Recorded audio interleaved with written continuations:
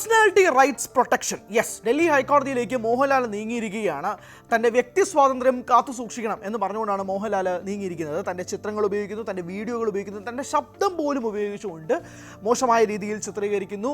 Marketing പർപ്പസിന് വേണ്ടി തന്നെ ഉപയോഗിക്കുന്നു. തൻ്റെ അനുവാദം പോലും ഇല്ലാതെ പലരും ഈ വീഡിയോ ഒക്കെ യൂസ് ചെയ്തുകൊണ്ട് പല രീതിയിൽ മാർക്കറ്റിങ്ങുകൾ നടത്തുന്നു എന്നാണ് മോഹൻലാൽ ഡൽഹി ഹൈക്കോടതിയിൽ കേസ് ഫയൽ ചെയ്തിരിക്കുന്നത്. അത് വളരെ നിർണായകമാണ്. കാരണം പല സെലിബ്രിറ്റീസും ഇതുപോലെ ചെയ്തിട്ടുണ്ട്. അമിതാഭ് ബച്ചൻ, അനിൽ കപൂർ ഉൾപ്പെടെയുള്ള താരങ്ങൾ, പല നായികമാർ ഉൾപ്പെടെയുള്ളവർ ഇതുപോലെ കേസുമായിട്ട് മുന്നോട്ട് പോയിട്ടുണ്ട്. തൻ്റെ ചിത്രങ്ങൾ ഉപയോഗിച്ച്, ഡീപ്പ് ഫേക്കിലൂടെ ഉപയോഗിച്ച്, തൻ്റെ വോയിസ് ക്ലോണിങ് ചെയ്ത് വരെ ഉപയോഗിച്ച്, അതിന് ട്യൂട്ടോറിയൽ വരെ യൂട്യൂബിലും മറ്റ് സൈറ്റുകളിലും ഉണ്ടെന്നാണ് മോഹൻലാലിൻ്റെ അവകാശം. അതും മലയാളികളുടെ മഹാനടൻ.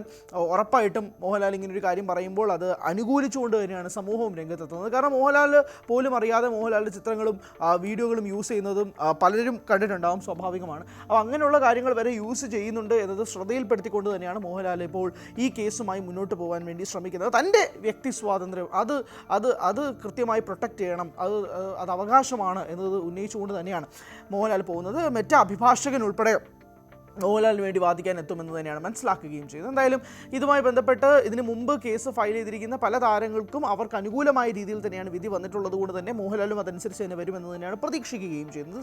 സാധാരണയായി മോഹൻലാൽ എത്രയോ കോടി രൂപകളാണ് ഓരോ പരസ്യചിത്രത്തിനും ഒക്കെ വാങ്ങുന്നതെന്ന് നമുക്കറിയാം. കാരണം അത്രയും ഇൻഫ്ലുവൻഷ്യൽ ആയിട്ടുള്ള ഒരു താരവും കൂടിയാണ് മോഹൻലാൽ.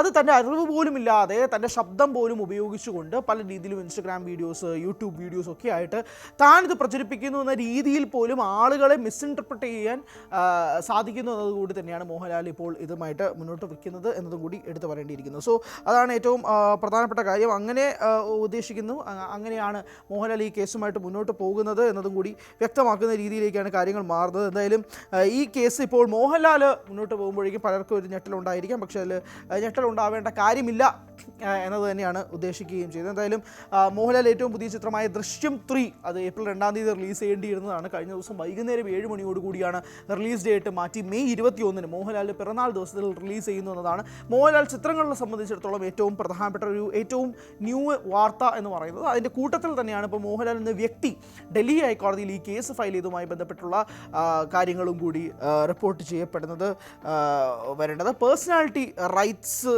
ആണ് ഉദ്ദേശിക്കുന്നത്.